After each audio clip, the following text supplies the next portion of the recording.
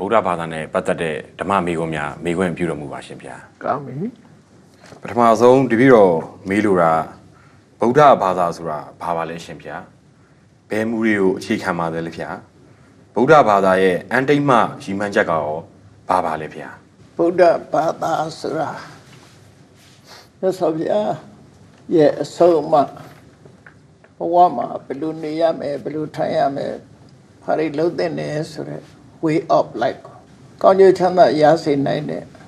လူတွေအကျိုးစီးပွားဖြစ်ထွန်းစေနိုင်တဲ့အကြောင်းတရားတွေကိုလှုပ်ဆောင်ပြီးလူတွေဆင်းရဲဒုက္ခရောက်ရှိစေနိုင်တဲ့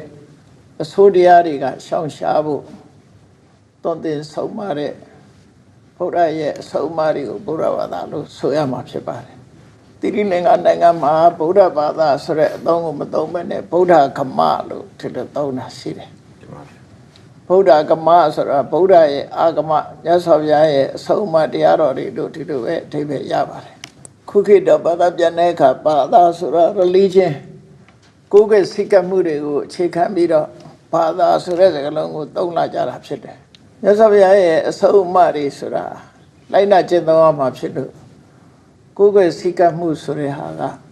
တွဲဖက်ပြီးတော့ပါလာတဲ့အရာတွေသာဖြစ်တယ်ပေါ့မှန်ပါဗျာအဓိကကဘုရားဘာသာဆိုတာမြတ်စွာဘုရားရဲ့အဆုံးအမသွန်သင်ပြသတဲ့စကားတွေပဲဖြစ်တယ်ဒါပြင်မြတ်စွာဘုရားကဘာတွေဆုံးမတော့ဆိုတော့ကိုချင်းတိလကောင်းမှုနဲ့လူချင်းအကျဉ်းတရားထားဖို့ရှင်ထဲမှာရှိတဲ့လူတွေရဲ့စိတ်နှလုံးကိုပူပန်စေတတ်တဲ့ကိလေသာတရားတွေကိုလျှော့နှဲအောင်လျှော့ချနောက်ဆုံးမှာအပြည့်တိုင်ဖြည့်ရှင်းပြီးဆဲတော့ကလွတ်မြောက်ဖို့ဆိုတာကိုမြတ်စွာဘုရားဟောခဲ့တာဖြစ်တယ်အကျဉ်းချုပ်ပြောရမယ်ဆိုရင်ဘုရားရဲ့အဆုံးအမစကားတွေကိုပိဋကတ်30နိကေ9ပြဓမ္မခန္ဓာပေါင်း8400မှာဒီမှတ်တမ်းတင်ထားတာအဲ့ဒီမှတ်တမ်းတင်ထားတဲ့မြတ်စွာဘုရားရဲ့အဆုံးအမတွေအားလုံးကိုဗုဒ္ဓဘာသာဗုဒ္ဓရဲ့ဆုံးမသွန်သင်ချက်များလို့ဒီလို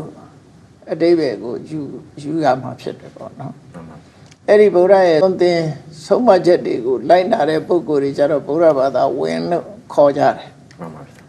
အလားတူပြန်တဲ့ religion ဆိုတဲ့အင်္ဂလိပ်ဘာသာစကားကရှုံကြည်မှုနဲ့ကိုးကွယ်မှုကိုအခြေခံပြီးတော့ပြောတဲ့စကားမှန်ပါဗျာဒီမှာတော့အဲ့လိုယုံကြည်မှုနဲ့ကိုးကွယ်မှုကိုအခြေခံတာမဟုတ်ဘဲနဲ့လက်တွေ့ကျင့်သုံးမှုကိုဆိုလိုတာဖြစ်လို့အချင်းချင်းမှတ်ရမှာတော့ဘုရားဘာသာဆိုတာမြတ်စွာဘုရားရဲ့အဆုံးအမတရားတော်များပဲဖြစ်တယ်သူရဲ့အန်တိတ်မှရည်မှန်းချက်ကရောဘာများဖြစ်မလဲဘယ်မူတွေကိုအခြေခံတယ်ဆိုတာလေးကိုပြောအောင်နော်မှန်ပါဗျာမူလို့ဆိုတာတဲ့ဘုရားဘာသာဖြစ်ဖို့အဓိကအကြောင်းတရားကတော့ကမ္မတက္ကတာသမ္မာဒိဋ္ဌိလို့ပါဠိမှာဆိုတာအဲ့ဒီကမ္မတက္ကတာသမ္မာဒိဋ္ဌိဆိုတာကိုလှုပ်တာကိုနဲ့သက်ဆိုင်တယ်လို့ခံယူချက်ကိုအခြေခံတယ်မှန်ပါဗျာဘာမှလို့အများနာလဲတာနဲ့ပြောရမယ်ဆိုရင်ကံကံရဲ့အကျိုးကိုလက်ခံတယ်မှန်ပါဗျာ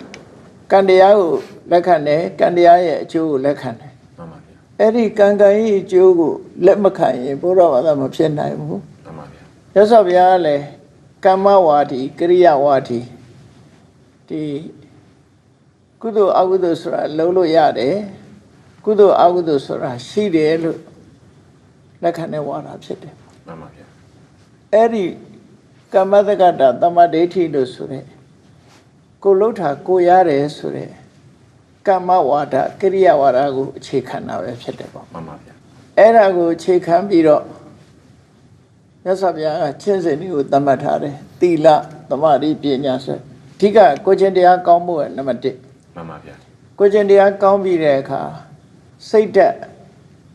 ငြိမ်သက်အောင်လေ့ကျင့်တာနဲ့ထိုငြိမ်သက်မှုကြောင့်ရရှိလာတဲ့အသိပညာမှန်ပါဗျာအဲ့ဒါတွေကဘုရားဘာသာရဲ့အချမ်းမြင်ကျင့်စိတ်တစ်ခုလို့ပြောရမှာဖြစ်တယ်မှန်ပါဗျာဘုရားဘာသာရဲ့အတ္တိမရည်မှန်းချက်ကပါလဲလို့ဆိုတာကြတော့ဆင်းရဲဒုက္ခအလုံးအဆုံးသတ်ရေးပဲဖြစ်တယ်မှန်ပါဗျာလူတွေတွေ့ကြုံနေရတဲ့ဆင်းရဲဒုက္ခဆိုတာမျိုးမျိုးရှိတယ်မှန်ပါဗျာအလုံးမရှောင်လွဲနိုင်တဲ့ဆင်းရဲဒုက္ခကတော့ဘာလို့ဆိုရင်ဒုက္ခရလာပြီးရင်တဖြည်းဖြည်းအိုမင်းလာခြင်းနောက်ဆုံးမှာသိဆုံးရခြင်းဆိုတာဒါအကြီးမားဆုံးဆင်းရဲဒုက္ခလို့ပြောမှာပဲဖြစ်တယ် မှန်ပါဗျာ ဒီကြားထဲမှာဆုံးရှုံးနေတာမှုတွေကြုံရလို့တောကဖြစ်ရတာတို့ငိုရတာတို့ခန္ဓာကိုယ်မှာနာကျင်ကြိုက်ခဲတဲ့ဒုက္ခတွေကာယကဒုက္ခတွေခံစားရတာတို့စိတ်မချမ်းသာဖြစ်တဲ့ဆင်းရဲဒုက္ခတွေခံစားရတာတို့စိတ်ပင်ပန်းမှုတွေခံစားရတာတို့ဆိုရယ်ရင်ထဲကအပူတွေအဲ့ဒီဒုက္ခတွေလုံးဝအဆုံးသတ်ဖို့ဆိုတာဘုရားဘာသာရဲ့အတ္တိမဤမှန်ချက်ပဲဖြစ်တယ် တင်ပါဗျာ နောက်တစ်ခုကအတိတ်ကိုပုံချသောဝါဒဟုတ်ပါသလားဆိုတာလေနော် တင်ပါဗျာ အတိတ်ကိုပုံချတဲ့ဝါဒလုံးဝမဟုတ်ဘူး တင်ပါဗျာ မြတ်စွာဘုရားကအတိတ်အကြောင်းတရားကိုလည်းလက်ခံတယ်ပစ္စုပန်အကြောင်းတရားကိုလည်းလက်ခံတယ် တင်ပါဗျာ အတိတ်ကြီးတတ်တတ်ပုံချတဲ့ဝါဒကိုပုပ္ပိကတဟေတုဝါဒလို့ခေါ်တယ်အဲ့ဒီဝါဒကဘုရားလက်မခံတဲ့ဝါဒပဲ တင်ပါဗျာ အရာရာဟာအတိတ်ကလောက်ခဲ့လို့ဆိုတဲ့ဟာမျိုးလုံးဝလက်မခံဘူး တင်ပါဗျာ ပစ္စုပန်လောလောလတ်လတ်ဖြစ်ပေါ်နေတဲ့အကြောင်းတရားကိုလည်းထည့်သွင်းစဉ်းစားတယ် တင်ပါဗျာ အဲ့တော့အတိတ်ကအကြောင်းတရားပဲဖြစ်စီပစ္စုပန်အကြောင်းတရားပဲဖြစ်စီအဲ့ဒီသက်ဆိုင်ရာအကြောင်းတရားတွေကိုလက်ခံယုံကြည်ပြီးအတိမတ်ပြုတဲ့ဝါဒသာလင်ဘုရားဝါဒဖြစ်တယ် နိဗ္ဗာန်ဆိုတာဘာပါလဲဗျာဘာကြောင့်ရောနိဗ္ဗာန်ရအောင်ကြိုးစားသင့်ပါလဲလူငယ်တော်များကတော့နိဗ္ဗာန်ဆိုတာကိုတေချာနားမလဲအတွက်နိဗ္ဗာန်ဆိုတာကိုလူငယ်များနားလဲအောင်ရှင်းပြမိန့်ကြားပြီးတော်မူပါ ဟုတ်ပါတယ်နိဗ္ဗာန်ဆိုတာဘုံဌာနကြီးတစ်ခုလည်းမဟုတ်ပါဘူးနိဗ္ဗာန်ဆိုတဲ့စကားလုံးနဲ့ရှင်းမယ်ဆိုလို့ရှိရင်လူချင်းမှုတွေတွေ့တာမှုတွေတက်မဲ့မှုတွေအလုံးအဆုံးသတ်သွားနိုင်တဲ့အဆင့်ကိုနိဗ္ဗာန်လို့ခေါ်တာပါဒါမို့နိဗ္ဗာန်ဆိုတဲ့စကားလုံးကဝါဒဆိုတာကံနဲ့အကျိုးတွဲချိတ်ထားတယ်ဘဝတစ်ခုနဲ့ဘဝတစ်ခုတွဲဆက်ပေးထားတယ်ဆင်းရဲဒုက္ခတွေဟာဆင်းရဲမပြတ်တစ်ခုပြီးတစ်ခုဖြစ်ပေါ်နေတဲ့အရာတွေဟာဘာကြောင့်လဲလို့ဆိုရင်လူချင်းမှုတွေတတ်မဲ့မှုတွေတွေ့တာမှုတွေတဏှာလောဘတွေကြောင့်ဖြစ်နေတာဖြစ်တယ် မှန်ပါဗျာ အဲ့ဒီတဏှာလောဘတွေကိုချုပ်ငြိမ်းသောအောင်အဆုံးသတ်နိုင်တဲ့အဆင့်ဟာနိဗ္ဗာန်ပဲဖြစ်ပါတယ်ဒါကနိဗ္ဗာန်ဆိုတဲ့စကားလုံးကပြောတဲ့အဓိပ္ပာယ်ပဲနော်နောက်မိကုန်းတစ်ခုကဘာကြောင့်နိဗ္ဗာန်ရောက်အောင်ကြိုးစားသင့်တယ်လဲဆိုတဲ့မိကုန်းကတော့နိဗ္ဗာန်မရမချင်းလူမှုဒုက္ခတွေတို့ဘဝဒုက္ခတွေတို့ကြုံတွေ့နေမှာဖြစ်တယ် မှန်ပါဗျာ အဲ့ဒီဆင်းရဲဒုက္ခတွေကလွတ်မြောက်ပြီးတော့ဘယ်တော့မှအဲ့ဒီဒုက္ခမျိုးမရောက်အောင်ချမ်းသာမှုကိုရချင်တယ်ဆိုရင်တော့ဒါနိဗ္ဗာန်ရောက်အောင်ကြိုးစားရမှာပဲဖြစ်တယ်ပေါ့ဒါကြောင့်ကြိုးစားတဲ့ဒုက္ခအဆုံးသတ်ဖို့အတွက်နိဗ္ဗာန်ရောက်အောင်ကြိုးစားနိဗ္ဗာန်ရောက်မှဆင်းရဲဒုက္ခမှန်သမျှအဆုံးသတ်မှာဖြစ်တယ်ဒါကြောင့်မို့လို့ဆင်းရဲဒုက္ခကိုကြောက်သူတိုင်းရှုံးမုန်းသူတိုင်းဟာနိဗ္ဗာန်ရောက်အောင်ကြိုးစားကြရတာဖြစ်တယ်ပေါ့နော်နိဗ္ဗာန်ဆိုတာလူငယ်တွေနားလည်အောင်ရှင်းပြမိန့်ကြားပေးပါလို့ဆိုခုနအဓိပ္ပာယ်ကလည်းပဲနိဗ္ဗာန်ဆိုတာဘုံဌာနကြီးလည်းမဟုတ်ဘူးကောင်းကင်ဘုံကြီးလည်းမဟုတ်ဘူးခံစားဆံစားရတဲ့နေရာမျိုးလည်းမဟုတ်ဘူးအခုလက်ရှိဖြစ်ပေါ်နေတဲ့ဆင်းရဲဒုက္ခတွေအကြောင်းတရားတွေချုပ်ငြိမ်းသွားလို့အခုဆင်းရဲဒုက္ခတွေအဆုံးသတ်သွားတာဆင်းရဲဒုက္ခဆိုတာလူတွေကမလို့ခြင်းဘူး မှန်ပါဗျာ မလို့ခြင်းဘူးဒုက္ခဆိုတာအတန်ကြားရုံနဲ့ပဲလူတွေမကြိုက်ကြဘူးပေါ့နော် မှန်ပါဗျာ အဲ့ဒီမကြိုက်တဲ့ဆင်းရဲဒုက္ခတွေကိုမရအောင်ဘယ်လိုလုပ်ရမလဲလို့ဆိုရင်အဲ့ဒီဆင်းရဲဒုက္ခတွေကိုထုတ်လုပ်နေတာဘယ်သူလဲဘယ်အရာလဲဆိုတာကိုသိရမှာဖြစ်တယ် မှန်ပါဗျာ အဲ့ဒါကိုမြတ်စွာဘုရားကတိတိလေးနဲ့ဟောထားတာရှိတယ် မှန်ပါဗျာ ဒုက္ခသမုဒယောဆိုတာလေ မှန်ပါဗျာ တဏှာဟာဒုက္ခသမုဒယပဲဖြစ်တယ် မှန်ပါဗျာ ခုနကလူချင်းတက်မဲ့မှုတွေရှိနေသေးသမျှကလပ်မလုံးဒီလူတွေမလို့ခြင်းတဲ့ဆင်းရဲဒုက္ခတွေကကြုံတွေ့နေမှာဖြစ်တယ် မှန်ပါ အဲ့ဒီဆင်းရဲဒုက္ခကိုဖြစ်စေတတ်တဲ့လူချင်းတက်မဲ့မှုတွေကိုအဆုံးသတ်အောင်လှုပ်လိုက်ခြင်းအပြင်ဒုက္ခအလုံးအဆုံးသတ်သွားတယ် မှန်ပါဗျာ အဲ့ဒီအဆုံးသတ်သွားတာကိုပဲနိဗ္ဗာန်လို့ဆိုတာအဲ့တော့နိဗ္ဗာန်ကိုသိဖို့ဟာနံပါတ်1ဘဝရဲ့ဆင်းရဲဒုက္ခတွေကိုနားလည်အောင်ကြိုးစားရတယ် မှန်ပါဗျာ နားလည်အောင်ကြိုးစားတဲ့အခါမှာဒီဒုက္ခတွေကိုမလိုချင်တော့ဘူးဆိုရင်ဒီဒုက္ခတွေကဘယ်သူကနေလှုပ်ဆောင်ပေးနေတာတော့ဆိုလိုချင်တတ်မဲ့မှုတဏှာလှုပ်ဆောင်ပေးတယ် မှန်ပါဗျာ ဒါဖြင့်လိုချင်တတ်မဲ့မှုတဏှာကိုဖယ်ရှားပြစ်လိုက်လို့ရှိရင် မှန်ပါဗျာ အကြောင်းတရားတွေချုပ်ငြိမ်းသွားလို့အကျိုးတရားငြိမ်းသွားတဲ့အဆင့်ကိုလည်းနိဗ္ဗာန်လို့ပြောတာဥပမာမယ်ခုမိခွက်လေးဆိုလို့ရှိရင်လေမိတောက်ကလေးရှိတယ်အဲ့ဒီမိတောက်ကလေးကဘယ်ပေါ်မှာယက်တည်နေတာတော့ဆိုမိစာနဲ့စီပေါ်မှာယက်တည်နေစီလေးကလည်းရှိနေတယ်မိစာလေးကလည်းရှိနေတယ်အဲ့ဒီပေါ်မှာမိတောက်လေးယက်တည်နေတာစီလည်းမဖြည့်တော့ဘူးမိစာလည်းကုန်းသွားပြီဆိုတဲ့အခါသူလောင်းစရာသူယက်တည်ဖို့နေရာမရှိတော့ဒီနှစ်ခုအကြောင်းတရားနှစ်ခုကုံဆုံးသွားခြင်းကြောင့်မိတော့ကလေးငြိမ့်သွားတယ်အကြောင်းကင်းသွားလို့အကျိုးတရားလည်းကင်းသွားတယ်ဆိုတဲ့အဲ့ဒီအငြိမ့်သဘောကိုလေနိဗ္ဗာန်လို့ခေါ်တာပဲဘဝဆိုတာကံနဲ့ကိလေသာပေါင်းစပ်ပြီးတော့ထုတ်လုပ်တာဖြစ်တယ်ကိလေသာတွေကိုဖယ်လိုက်တော့ကံတွေကအလုံးပဲဖြစ်တော့ဘူးကံနဲ့ကိလေသာငြိမ့်သွားပြီငြိမ့်သွားတဲ့အခါသူတို့ဘဝတစ်ခုကိုဆက်လက်မထုတ်တော့ဘူးဆက်လက်မထုတ်သည့်အတွက်ကြောင့်ဘဝဟာလည်းပြတ်သွားတယ်ကံကိလေသာဆိုတဲ့အကြောင်းငြိမ်းလို့အကျိုးဖြစ်တဲ့ဆင်းရဲဒုက္ခဆိုတဲ့ဘဝငြိမ်းသွားတာဒါနိဗ္ဗာန်ပဲလို့ဆိုလို့တယ်နော်အဲ့နိဗ္ဗာန်ဆိုတာဘာမှမရှိခြင်းသဘောတရားကိုပြောရမျိုးလားရှင်ဗျာမရှိတာမဟုတ်ဘူးသူကဆိုပါစို့မိတော့လေးဆိုတာရှိတယ်အဲ့ဒီမိတော့လေးရှိတော့မိတော့ကလေးငြိမ်းသွားတာရောမရှိဘူးလို့ပြောလို့ရလားအဲ့လိုတော့မရပါဘူးမရဘူးမိတော့ကလေးရှိလို့လောင်းနေတဲ့မိတော့ကလေးကိုငြိမ်းလိုက်တဲ့အငြိမ်သက်သဘောမျိုးပဲအရှိကိုငြိမ်းလိုက်တဲ့အခါငြိမ်းသွားတဲ့သဘောလေးကိုပဲနိဗ္ဗာန်လို့ဆိုလိုတယ်နောက်ထပ်မေးခွန်းတစ်ခုကတော့ဗုဒ္ဓဘာသာနဲ့အခြားဘာသာများနဲ့အဓိကကွာခြားချက်များကိုရှင်းပြပြီးတော့မူပါဟုတ်ပြီဗုဒ္ဓဘာသာနဲ့တခြားဘာသာအဓိကကွာခြားချက်က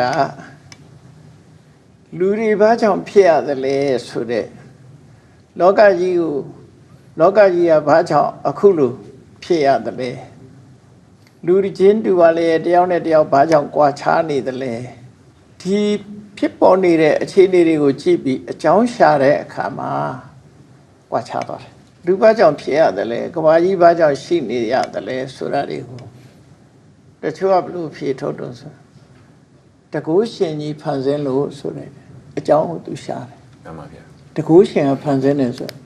အဲ့ဒါကိုရှင်းတော့တဲ့ဣတ္တရနေမာနဝါဒလို့ခေါ်တယ်မှန်ပါဗျာဣတ္တရဆိုတာကဘာကြီးကိုစိုးမိုးအုပ်ချုပ်နိုင်တဲ့တကုရှင်ကြီးကနေမာနသူ့စိတ်တိုင်းညဖန်ဆင်းလိုက်တယ်မှန်ပါဗျာဖန်ဆင်းလိုက်လို့လူတွေနဲ့သက်ရှိသက်မဲ့အရာတွေကပေါ်ထွန်းလာတယ်လို့သူတို့ယူဆတယ်မှန်ပါဗျာအဲ့ဒါအကြောင်းရှာတာပဲဖြစ်တယ်မှန်ပါဗျာနောက်တစ်ခုကဒါတွေက accident တဲ့အကြောင်းမရှိဘဲနဲ့သူ့ဟာသူဖြစ်လာတာပါလို့ဖန်ဆင်းရှင်ဝါဒကိုလက်မခံတဲ့ပုဂ္ဂိုလ်တွေကအကြောင်းမဲ့ဝါဒပဲဆိုပြီးအဟိတုကဝါဒဆိုတာအကြောင်းရှာတော့အဲ့ဒီကလည်းဘာသာတစ်ခုဖြစ်လာတယ်နောက်တစ်ခုကတော့အတိတ်ကိုပုံချတယ်ခုနပုဗ္ဗေကတာဟိတုဝါဒဆိုပေါ်လာတယ်ဘာပဲဖြစ်ဖြစ်အတိတ်ကလုပ်ခဲ့လို့ဖြစ်တာဆိုပြီးတော့အတိတ်ကိုပုံချတဲ့ဝါဒလည်းပဲအကြောင်းရှာတာပဲဖြစ်တယ်တခြားဘာသာတွေက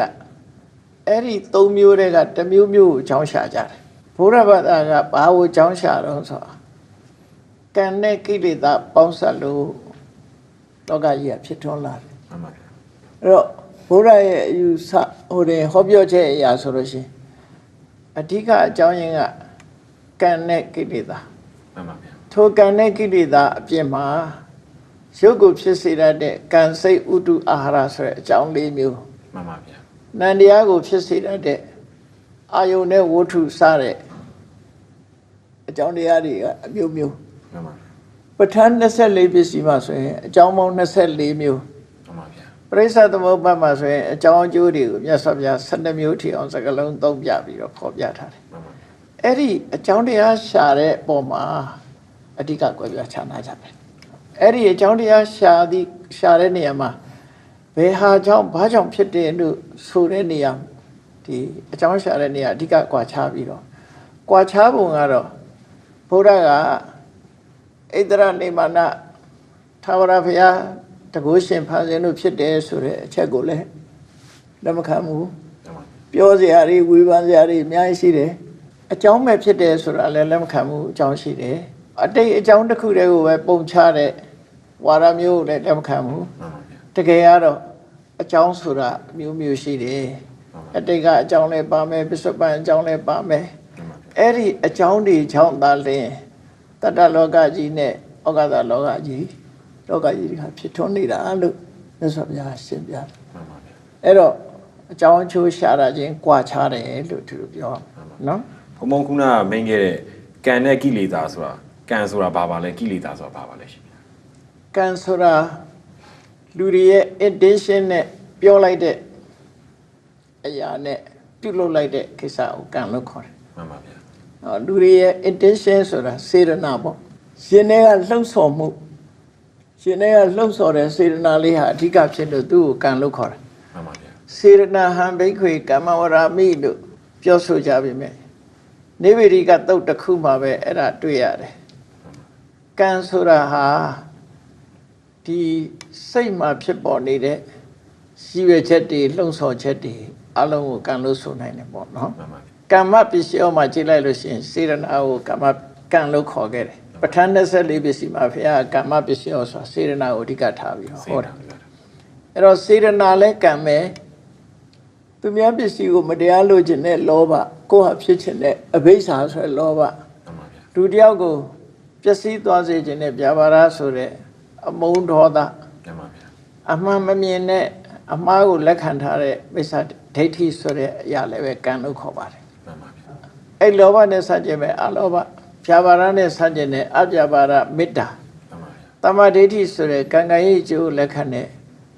ဉာဏ်ကိုလည်းပဲကံလို့ခေါ်ပါတယ်ကံလို့ဆိုတာဟာစေရနာနဲ့စေရသိက်အချို့တရားတွေကိုမြတ်စွာဘုရားကံလို့ခေါ်ပါတယ်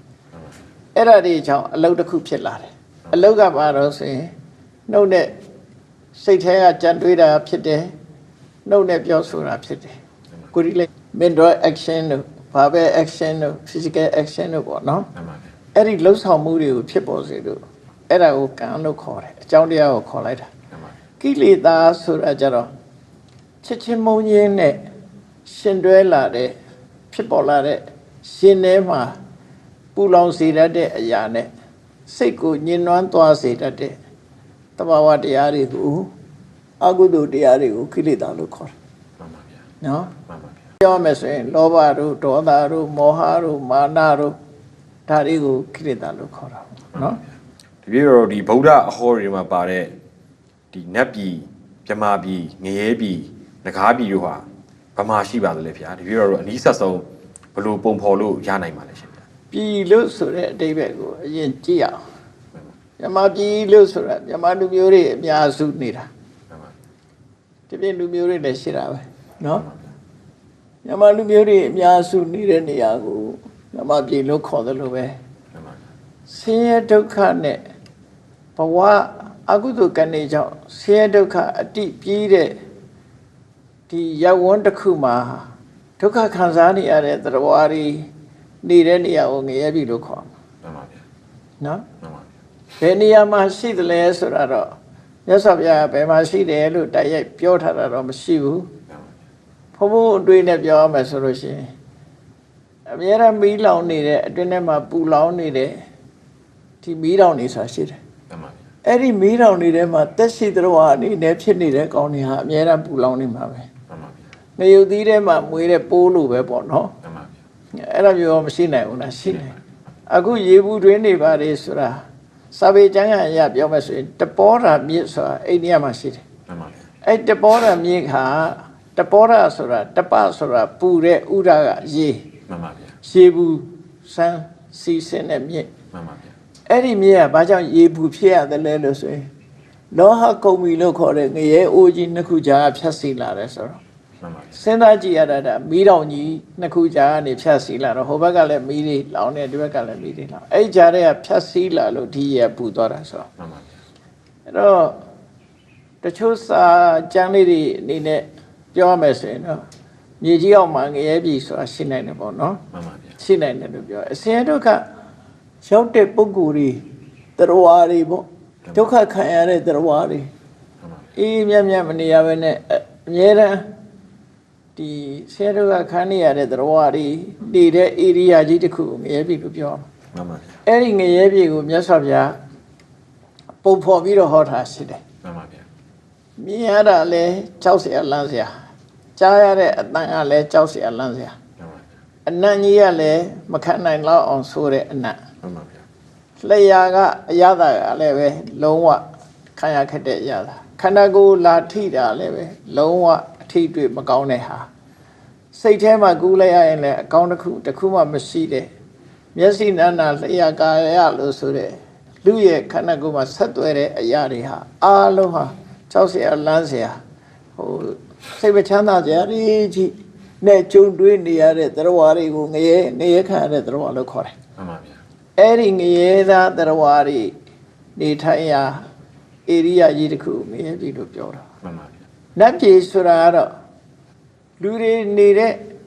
နေရာအပါဝင်လို့ပြောမယ်ဘာလို့ဆိုဘုံမစိုးနတ်ဆိုတာရှိတယ် မှန်ပါဗျာ တပည့်ဆက်ကြတယ်မှာဘုံမာနံဒေဝနံတတ္တံသုတ်တော်ဟာ မှန်ပါဗျာ သတ္တုမာရာဇိကဒေဝလို့ဆိုပြီးတော့ မှန်ပါဗျာ လူပြည်မှာလူတွေနဲ့လက်ပွန်တရီနေတဲ့အိမ်ဆောင်နတ်တို့ကျောင်းဆောင်နတ်တို့ရှုပ်ကစိုးတို့ဘုံမစိုးတို့ဆိုတာရှိတယ်လေ မှန်ပါဗျာ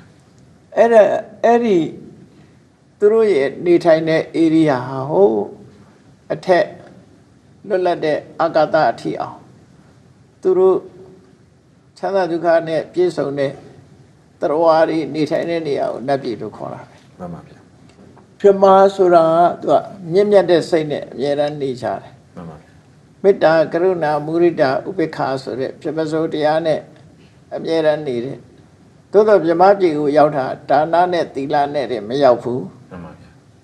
တပထကျင့်စဉ်တစ်ခုကိုပေါ့ပေါ့ရောအောင်မြောင်ကျင့်နိုင်မှပြမပြည်ကိုရောက်တာဖြစ်တယ် မှန်ပါဗျာ အဲ့ဒါလေကျင့်စဉ်ချင်းတူတဲ့ပုဂ္ဂိုလ်တွေဟာဇန်လို့ခေါ်တဲ့ဟာပေါ့နော် မှန်ပါဗျာ တပထကျင့်စဉ်ကျင့်လို့အဲ့ဒီအကြောင်းတရားတွေတူညီပြီးတော့ရောက်ရှိသွားတဲ့ပုဂ္ဂိုလ်တွေရဲ့နေထိုင်ရာဧရိယာတစ်ခုကိုပြမပြည်လို့ပဲပြောရမှာပေါ့ မှန်ပါဗျာ နော်ငကားပြည်ဆိုတာကတော့စားရဲပေတဲ့မှာတော့သူကပင်လယ်အောက်မှာအဓိကအများကြီးရှိတယ်ပေါ့နော် မှန်ပါဗျာ မြင့်မို့တောင်အောက်မှာလည်းရှိတယ်လို့ဆိုတယ်အဲ့တော့ငကားလို့ဆိုတာပမာပြည်ကငကားဆိုတာတော့ပကြီးဆရာတွေရဲ့ကောင်းမှုနဲ့အချွန်တက်ပါမငကားလို့ထင်တယ် မှန်ပါဗျာ အိန္ဒိယနိုင်ငံမှာဆိုလို့ရှိရင်ဒီကောဘရာဆွဲမွေဟောက်ကြီးတွေကိုလေ မှန်ပါဗျာ နာဂါလို့ခေါ်တာ မှန်ပါဗျာ အဲ့ဒီနာဂါကနေနဂါလို့ပြောလာကြတာ မှန်ပါဗျာ အိန္ဒိယနိုင်ငံမှာနာဂါဆိုတာအဲ့ဒီပပြင်းထောင်နဲ့မွေဟောက်ကြီးတွေကိုအဓိကထားပြီးတော့ခေါ်တယ်ဗမာအယူဆနဲ့နဂါဆိုတာဒီကနေ့လူတွေကမတွေးကြတော့သူကမွေဟောက်တို့ဘွေးတို့ပေါ့နော် မှန်ပါဗျာ အဲ့ဒီအကောင်တွေကိုနာဂါလို့ခေါ်တာ မှန်ပါ အဲ့တော့အဲ့ဒီအကောင်တွေကမြေကြီးအောက်မှာလည်းရှိတယ်အကောင်ကြီးကြီးတွေကြတော့ပင်လယ်အောက်မှာလည်းရှိတယ် မှန်ပါဗျာ အဲ့ဒါသူတို့အများဆုံးနေတဲ့ area ကိုနဂါပြေလို့ခေါ်မှာပေါ့နော် မှန်ပါ ဒါကတော့တရားဝါတွေရှိတဲ့နေရာတစ်ခုအများဆုံးရှိတဲ့နေရာတွေကိုရည်ညွှန်းပြီးခေါ်တာပါ မှန်ပါကာမေသူမိစ္ဆာစာရကံဟာအိမ်အောင်ရှိရဲ့လူနဲ့ပြင်မာမိမှထိုက်တာမျိုးလားရှင်ဗျာယခုခေတ်လူနေထိုင်မှုပုံစံမျိုးမှာ living together နေလို့ရှင်ရောဒီကံထိုက်ပါသလားနောက်တစ်ခုကကြတော့ယောက်ျားဖြစ်သူကအပီးတိုင်ရဟန်းဝက်ခဲ့လို့ရှင်မိန်းမဖြစ်သူကိုကွာရှင်းခွင့်ပေးခဲ့သင့်ပါသလားကွာရှင်းခွင့်မပေးဘဲရဟန်းပေါင်နဲ့နေပါကလည်းအဲ့ဒီရဟန်းနဲ့ဒီမိန်းမနဲ့ကအကျဉ်လင်များဖြစ်မြောက်နေစေလားရှင်ဗျာ ဟုတ်ပြီကာမေတုမစ္ဆာစာရကံဟာအိမ်နောက်ရှိတဲ့သူနဲ့ပြမမိမှထိုက်တာမျိုးလားဆိုယောက်ျားဘက်ကကြည့်မယ်အမျိုးသားတွေမပြစ်မှားရမယ်အမျိုးသမီးက20ရှိတယ် မှန်ပါဗျာ အကြမ်းကြီးပြောမယ်ဆိုရင်အမေရဲ့အုပ်ထိပ်မှုအောက်မှာရှိတယ်အဖေရဲ့အုပ်ထိပ်မှုအောက်မှာရှိတယ်မိဘနှစ်ပါးလုံးရဲ့အုပ်ထိပ်မှုအောက်ညီကောင်မောင်နှမတွေရဲ့အုပ်ထိပ်မှုဆိုလိုတာကမိသားစုဝင်ဖြစ်လာလို့ရှိရင်တော့မိသားစုရဲ့ဆောက်ရှောက်မှုလို့ခေါ်တာပဲဒါ responsible ဖြစ်သွားပြီလေ မှန်ပါဗျာ ဆွေမျိုးတော်လာပြီဆို responsible အဲ့ဒီအပြိုပဲဖြစ်စေယောက်ျားတွေကအမေရဲ့ထိမ့်သိမ်းဆောက်ရှောက်မှုအဖေရဲ့ထိမ့်သိမ်းဆောက်ရှောက်မှုတွေမကင်းသေးတဲ့အမျိုးသမီးတစ်ယောက်နဲ့ပြစ်မှားလို့ရှိရင်ကာမိသမီးဆာဆရာကထိုက်တယ် မှန်ပါဗျာ နောက်တစ်ခါကျတော့မယားဆယ်မျိုးလို့ခေါ်တယ်တဝူကအိမ်အောင်ပြုတ်ထားတဲ့မျိုးသမီးတွေတနည်းနည်းနဲ့အိမ်အောင်ပြုတ်ထားတဲ့မျိုးသမီးက10မျိုးရှိတယ်အဲ့ဒီ10မျိုးနဲ့ပြစ်မှားလို့ရှိရင်လည်းမျိုးသားတွေဟာကာမိသမီးဆာဆရာကထိုက်တယ် မှန်ပါဗျာ အမျိုးသမီးဘက်ကနေကြည့်မယ်ဆိုလို့ရှိရင် အမျိုးသမီးတွေဟာ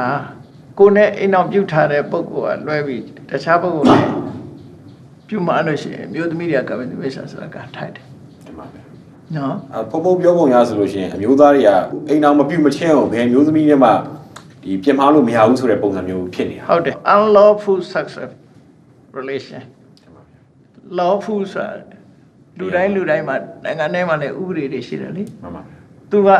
ထုံတန်းစင်လာအရာထိမြန်းထားတာမဟုတ်ဘဲနဲ့အမိရဲ့အုတ်ထိန်မှုအောင်ရှိတဲ့ဖေရဲ့အုတ်ထိန်မှုအောင်ရှိတဲ့ဟာတွေနဲ့ဆိုရင်သူကကာမေစုမိစ္ဆာစာရလို့ပဲခေါ်တယ်မျိုးသားတွေကပိုများတယ်တင်ပါဒါဖြစ်ရင်ပြည်တန်စာတွေကိုအခကြီးငွေပေးပြီးတော့ပျော်ပါတာမျိုးကြအဲ့ဒါတော့လွတ်တယ်သူကပြည်တဲ့စာကြတော့သူကမုဟုတ်တိကာလို့ခေါ်တယ်မုဟုတ်တိကာလည်းအဖြစ်ရှိတယ်မျိုးသားတွေကအပြစ်လွတ်တာနည်းတယ်unlawful မဖြစ်ဖို့ပဲအရေးကြီးတာပေါ့မှန်ပါဗျာဗုဒ္ဓဘာသာရဆိုလို့ရှိရင်အမျိုးသားနဲ့အမျိုးသမီးသဘောတူနေလို့ရှိရင်တော့မှဒီတရားဝင်လက်မထပ်ရသေးမှဖြစ်ဖြစ်မိဘတွေရဲ့အုပ်ထိန်မှုအောက်မှာရှိနေသေးမှဖြစ်ဖြစ်ဒီပြမားမိလို့ရှိရင်ကာမေသူမိစ္ဆာစာရကံထိုက်တယ်လို့ရှင်ဗျာသူကတော့မိဘတွေကသဘောတူထားပြီးပြီဆိုရင်တော့သဘောတူခြင်းဒီပင်လင်ခွင့်ပြုခြင်းဖြစ်သွားပြီပေါ့မှန်ပါဗျာဘလို့ဖြစ်เสียအကြောင်းတော့မရှိတော့ဘူးလို့ထင်ပါတယ်တင်ပါဗျာနော်တင်ပါနောက်တစ်ခုကကြတော့ယောက်ျားဖြစ်သူကအပီးတိုင်ရဟန်းဝက်ခဲ့လို့ရှင်ရောမိန်းမဖြစ်သူကွာရှင်းပေးခြင်းသင်ပါသလားဗျာအကယ်အဲ့ဒါတင်ပါဗျာအဲ့ဒါကတော့ရဟန်းဝတ်တယ်ဆိုတာ renounce လုပ်တာပဲ renounce ဆိုတာဘာတွေကိုဆွန့်လွတ်ရတော့ဆိုရင်ဆွေမျိုးတွေကိုဆွန့်လွတ်ရတယ်ကိုယ်ပိုင်တဲ့ပစ္စည်းဥစ္စာတွေကိုဆွန့်လွတ်ရတယ်ဆွေမျိုးဆိုတဲ့အထက်မှာထားလိုက်ပါတော့ကိုယ်အိမ်အောင်ရှင်းအိမ်အောင်ဘက်ကိုလည်းဆွန့်လွတ်ရတယ်တင်ပါဗျာနော်အဲ့ဒါတွေကို renounce လုပ်ပြီးတော့ရဟန်းဘွားကူချတာမှန်ပါရှိခေထုံတန်းဆက်လာအဲ့လိုမှန်ပါဗျာသို့တော့အပြည့်တိုင်ကွာရှင်းပေးခဲ့တဲ့မှာသလားဆိုရယ်ပေးကောင်းကြတာသူကကွာရှင်းပေးသည်ဖြစ်စေမကွာရှင်းပေးသည်ဖြစ်စေသူက renounce လုပ်တော့ရဟန်းဝတ်လို့ရှိရင်အဓိကမိန်းမစီမှာခွင့်မပန်းမိဘစီမှာပဲခွင့်ပန်းရမှန်ပါဗျာအမျိုးသမီးကသဘောတူသည်ဖြစ်စေသဘောမတူသည်ဖြစ်စေသူကအလိုလျောက်ရဟန်းဖြစ်သွားရင်ကွာရှင်းပြီးသားဖြစ်သွားတယ်သူ့အနေနဲ့ကလည်းပန်းဆိုင်မှုတွေအားလုံးကိုဆုံးလွတ်ပြီးသားဖြစ်သွားတယ်မှန်ပါဗျာနော်မှန်ပါဗျာမှန်ပါဗျာရှေးထုံးစံကိုပြောပြတာပေါ့နော်မှန်ပါဗျာတင်ပါဖះလက်ထက်ကထုံးစံအပြည့်တိုင်ကွာရှင်းပေးဖို့ဆိုတာတရားဝင်ကွာရှင်းခွင့်ခုခေတ်လို့စာချုပ်တွေပါတွေ divorce လုပ်တာတော့မရှိဘူးတင်ပါဗျာသူတင်အောင်ဝတ်သွားတာနဲ့တပြိုင်နက်ကွာရှင်းပြီးသားဖြစ်သွားပြီတင်ပါဗျာနော်အဲ့လိုဆွလို့တယ်ကွာရှင်းခွင့်မပေးဘဲရဟန်းပေါင်နဲ့ဝင်ကအကျဉ်းလင်မယားအဖြစ်အရာရောက်နေစေလားဆိုလင်မယားလို့သွားနေရင်တော့ဒီကဘုန်းကြီးဘုရားဆွန့်ထွက်ရမယ်သူကမှန်ပါဗျာမကျူးလွန်ရင်တော့သူကနေလို့ရတယ်မှန်ပါဗျာဒီလိုပဲဖះလက်ထက်ကတထေသာသူဒိဏဆိုတာသူ့အမေဖေတွေစီကိုအတင်းကျပ်ခွင့်တောင်းပြီးတော့ဝတ်တာမှန်ပါဗျာသူစနီးမယားလည်းအိမ်မှာရှိတာပဲမှန်ပါဗျာသို့တော့သူဘာမှမပတ်သက်ဘူးဆိုလို့ရှိရင်တော့သူကရဟန်းကောင်းပဲမှန်ပါဗျာခုနလိုပတ်သက်ရင်တော့သူကအပြစ်ရှိတယ်အဲ့ဒါမှန်ပါဗျာမြတ်စွာဘုရားတရားထွက်အထုတ်တော့ရသောရိယာနဲ့သူကွာရှင်းခဲ့တာမှမဟုတ်ဘူးမှန်ပါသို့တော့လည်းမပတ်သက်ဘူးဆိုတာသိသွားပြီလေခြံနာချင်းခံတဲ့အမျိုးသမီးတွေအနေနဲ့ကြတော့နောက်ထပ်အိမ်အောင်ပြုလို့ရတာဗျာရတယ်ဆုံးလို့တော့ရတယ်အမျိုးသမီးတွေမှာအိန္ဒိယထုံးစံအရပြောမှဆိုရင်သူတို့မှာသားယောက်ျားထွန်းကားသည်ဖြစ်စေသားယောက်ျားထွန်းကားမှယောက်ျားရဲ့အမွေကိုခံယူခွင့်ရှိတယ်မှန်ပါဗျာသားယောက်ျားမထွန်းကားလို့ရှိရင်သူကဒီတိုင်းပဲအဝတ်တစ်ထည်ကိုယ်တစ်ခုနဲ့ပဲအိမ်ပေါ်ဆင်းရတယ်ဘာမှပတ်ဆိုင်ဝင်ဖြစ်သားယောက်ျားထွန်းကားလို့ရှိရင်သားယောက်ျားကိုအကြောင်းပြုပြီးတော့သူတို့ကသားကအမွေခံတာမှန်ပါဗျာသူကတော့အမွေခံတာမဟုတ်ဒါပေမဲ့သားကိုအကြောင်းပြုပြီးသူ့ဘဝဆင်ပြေတယ်သားသမီးမရှိဘူးဆိုတဲ့အမျိုးသမီးကတော့ဒီတိုင်းပဲဘာမှဆက်ခံဝင်မရှိတော့ဒါအိန္ဒိယရဲ့ထုံးတမ်းစင်တာဒါကြောင့်မို့လို့သူတို့ကသားသမီးမထွန်းကားဘူးဆိုရင်သူတို့ဘဝအတွက်တအားဆိုးရိမ်တယ်မှန်ပါဗျာခုခေတ်ကတော့အဲ့လိုမရှိတော့ပါဘူးနော်မရှိတော့